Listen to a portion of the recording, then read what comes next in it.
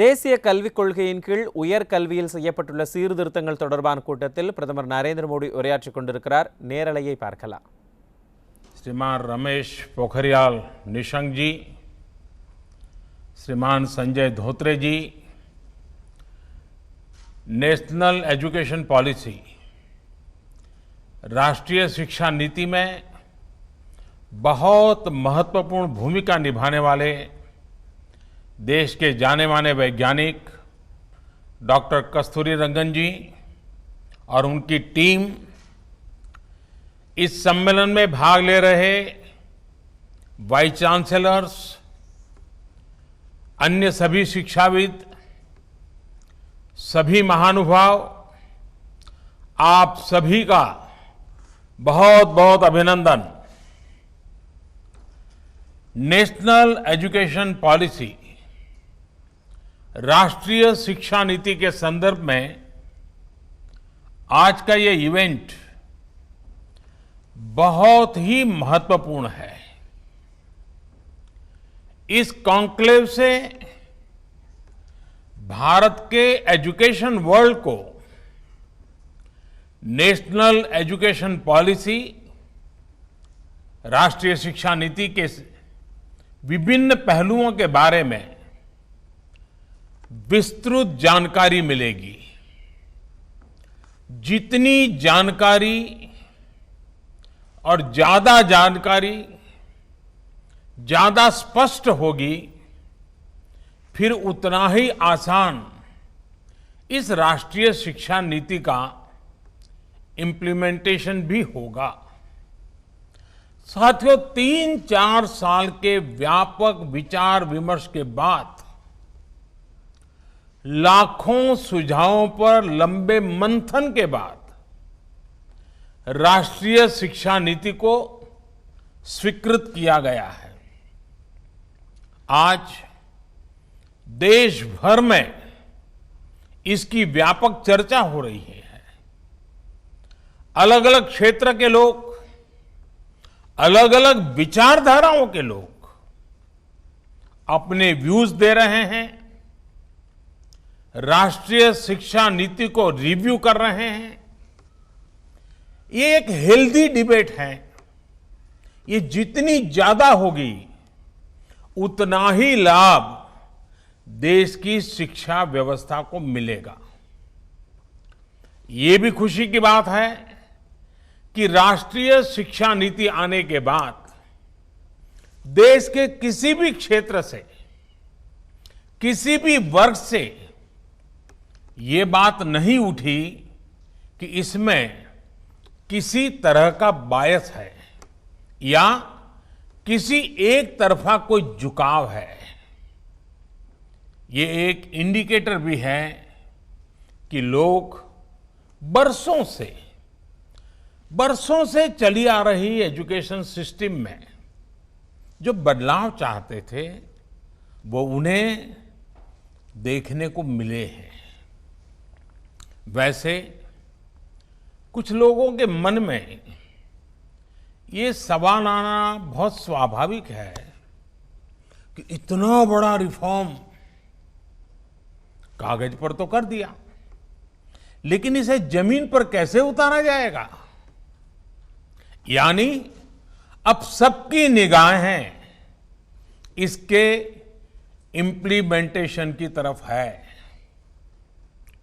इस चैलेंज को देखते हुए व्यवस्थाओं को बनाने में जहां कहीं कुछ सुधार की आवश्यकता है, वो हमें सबको मिलकर के करना है और करना ही है।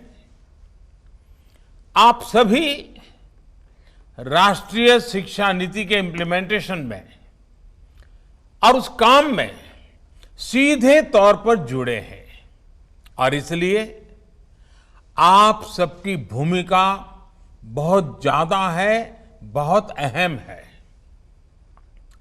जहां तक पॉलिटिकल विल की बात है, मैं पूरी तरह कमिटेड हूं, मैं पूरी तरह आपके साथ हूं। साथियों, हर देश अपनी शिक्षा व्यवस्था को अपनी नेशनल वैल्यूज के साथ जोड़ते हुए अपने नेशनल गोल्स के अनुसार रिफॉर्म्स करते हुए आगे बढ़ता है। मकसद ये होता है कि देश का एजुकेशन सिस्टम अपनी वर्तमान और आने वाली पीढ़ियों को फ्यूचर रेडी रखे, फ्यूचर रेडी करें। भारत की नेशनल एजुकेशन पॉलिसी, राष्ट्रीय शिक्षा नीति का आधार भी यही सोच है। राष्ट्रीय शिक्षा नीति 21वीं सदी के भारत की नए भारत की फाउंडेशन तैयार करने वाली है। 21वीं सदी के भारत को हमारे युवाओं और हमारे युवाओं को जिस तरह की एजुकेशन की जरूरत है, जैसी स्किल्स चाहिए, राष्ट्रीय शिक्षा नीति पर इन बातों पर विशेष फोकस है। भारत को ताकतवर बनाने के लिए, विकास की नई ऊंचाई पर पहुंचाने के लिए भारत के नागरिकों को और सशक्त करने के लिए उन्हें ज्यादा से ज्यादा अवसरों के उपयुक्त बनाने के लिए इस एजुकेशन पॉलिसी में खास जोर दिया गया है। जब भारत का स्टूडेंट, चाहे वो नर्सरी में हो या फिर कॉलेज में साइंटिफिक तरीके से पढ़ेगा, तेजी से बदलते हुए समय और तेजी से बदलती जरूरतों के हिसाब से पढ़ेगा, तो वो नेशन बिल्डिंग में कंस्ट्रक्टिव भूमिका निभा पाएगा। साथियों, बीते अनेक वर्षों से हमारे एजुकेशन सिस्टम में बड़े बदलाव नहीं हुए थे। परिणाम ये हुआ कि हमारे समाज में क्यूरोसिटी और इमेजिनेशन की वैल्यूज को प्रमोट करने के बजाय भेड़ चाल को ही प्रोत्साहन मिलने लगा था। कभी डॉक्टर बनने के लिए होड़ लगी, कभी इंजीनियर बनाने की होड़ लगी, कभी वकील बनाने की होड़ लगी।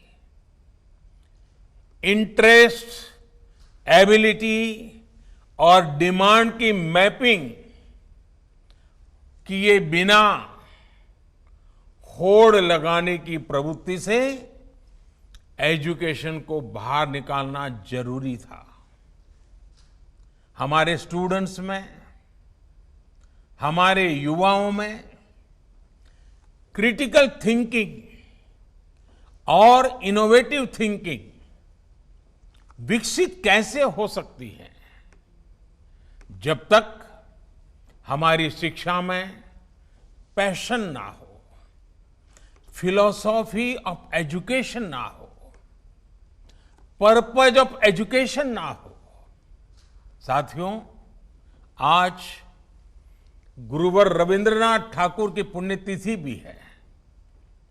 वो कहते थे, उच्चतम शिक्षा वो है जो हमें सिर्फ जानकारी नहीं देती, बल्कि हमारे जीवन को समस्त अस्तित्व के साथ सद्भाव में लाती है। निश्चित तौर पर राष्ट्रीय शिक्षा नीति का बृहद लक्ष्य इसी से जुड़ा है। इसके लिए टुकड़ों में सोचने के बजाय एक होलिस्टिक अप्रोच की जरूरत थी, जिसको सामने रखने में राष्ट्रीय शिक्षा नीति सफल रही है। साथियों, आज जब राष्ट्रीय शिक्षा नीति मूर्त रूप ले चुकी है।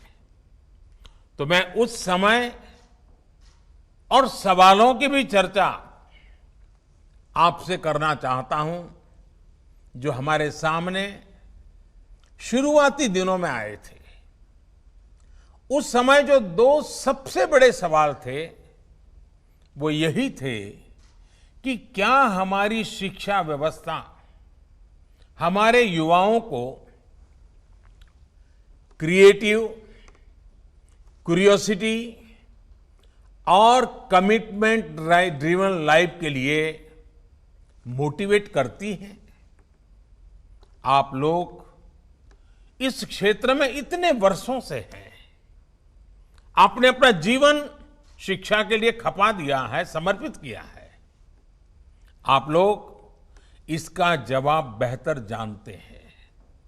साथियों, हमारे सामने दूसरा सवाल था कि क्या हमारी शिक्षा व्यवस्था हमारे युवाओं को एम्पावर करती है, देश में एक एम्पावर्ड सोसाइटी के निर्माण में मदद करती है।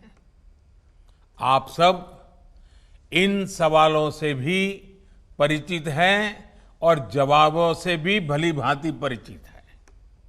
साथियों, आज मुझे संतोष है कि भारत की नेशनल एजुकेशन पॉलिसी, राष्ट्रीय शिक्षा नीति को बनाते समय इन सवालों पर गंभीरता से काम किया गया।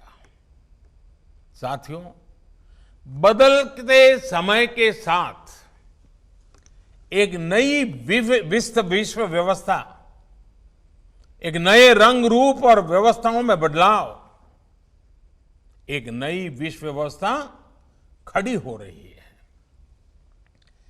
एक नया ग्लोबल स्टैंडर्ड भी तय हो रहा है। इसके हिसाब से भारत का एजुकेशन सिस्टम खुद में बदलाव करे, ये भी किया जाना बहुत जरूरी था। स्कूल करिकुलम के 10+2 स्ट्रक्चर से आगे बढ़कर अब 5+3+3+4